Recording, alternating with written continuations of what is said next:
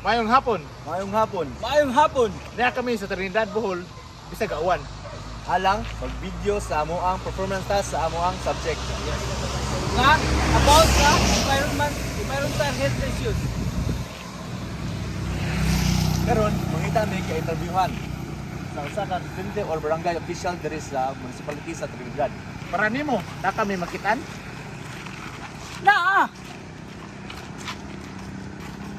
Ari na ta. Mag-interview na ta.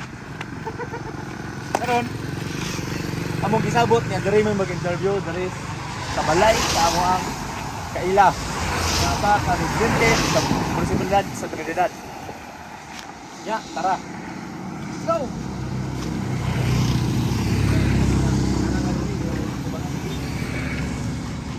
Di ba, ingat na nakadali. Nara may hari sa gate sa among interviewon. Karon, sugod na mi. Tara! Mandaw na ta! Magandang tanghali sir. So, nandito po kami sa bahay ng isang residente dito sa Trinidad, Bohol. So, nandito po kami para Interview. Tungkol po ito sa environmental health issue sa lungsod ng Trinidad, Bohol. At kami po ay estudyante sa Crystal A College. At magpapakilala po kami. Ako ay si Noel Magallanes. Ako naman po si Mark Pernes Loyentes. Ako naman po si Joshua Sadering. Norma si Jer Marcel Rosales. Ako si Kenji Costillas. Ako naman si Emerjan Justin Macarini. Ako si Sean Bani.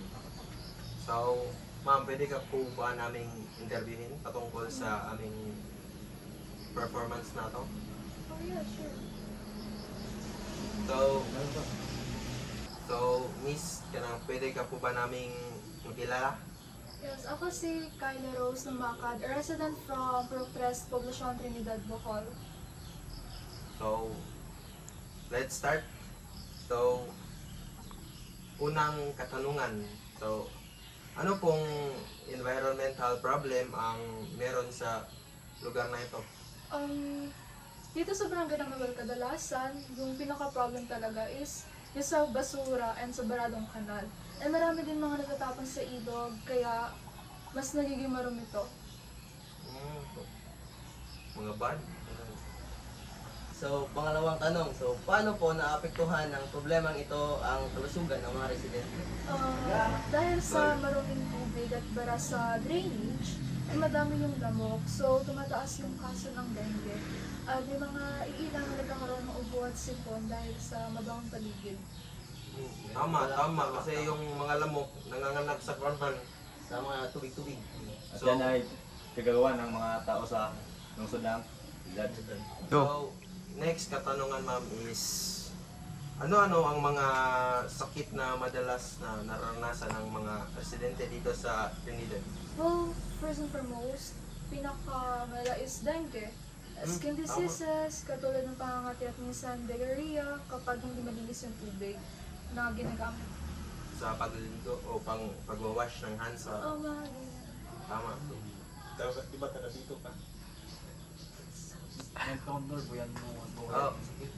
Sa ano naman, wala naman, pero baka soon, pero sana hindi. So, next question please. So, pang-apat na katanungan. So, madali po bang makuha ng healthcare sa barangay?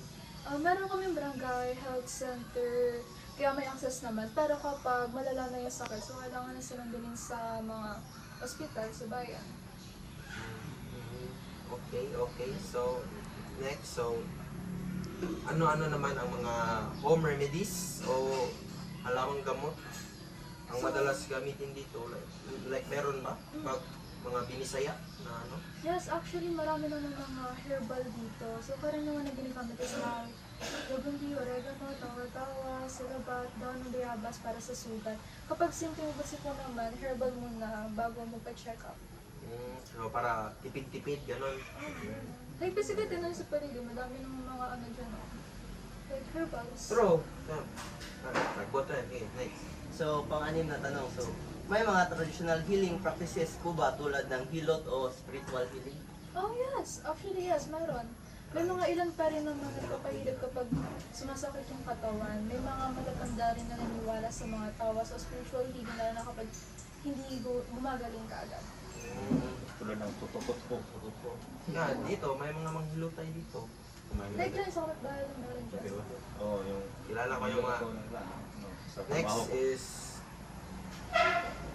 Ito, so ano pong ginagawa ng barangay o komunidad para masolusyonan ang problema? Like, meron ka bang nakita na ginagawang action ng barangay? Napakatulad ko na ng mga regular clean drive, waste collection, nagpaging tuwing tag-ulan. Tinuturuan din namin yung mga ibang tao dito tungkol sa tamang segregation ng pag-iwas, nagpagtapon sa mga basura, yung tamang way ng pagtapon ng mga basura. Meron naman mga napansin ko meron naman silang mga nilalagay na mga basurahan sa mga public places, di ba? Meron naman, pero yung nakadalasan sa mga tao, like, kung Walang sa- disiplina. Yung wala lang Tama, disiplina. tama. So, last. So sa huling tanong, so ano pong mensahe niyo sa mga tao tungkol sa pag-aalaga ng kalikasan ayon sa malasakit at mindfulness sa Buddhist teaching? Well, we should be mindful, Tama. lalo na sa mga ginagawa natin. Sabi sa Buddhist teaching, dapat may right action and right mindfulness. Ibig sabihin, isipin muna natin kung nakakabuti ba ito sa kapaligiran na ginagawa natin. Kung matutulungan tayo lahat, kung magtutulungan tayo lahat, like, magkakaroon tayo ng maganda, like, maganda yung lugar natin, tapos magiging healthy para sa ating mga dito nakatira. Tama. So, yun lamang. So, maraming salamat, Miss, sa iyong kooperasyon. Salamat sa pagtulong sa amin. So, yun lamang po.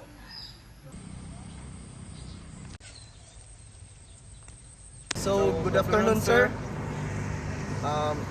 Here are the short conclusion about our topic.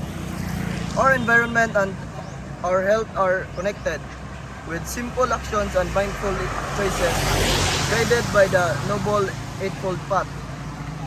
So we can protect natures and keep our community healthy.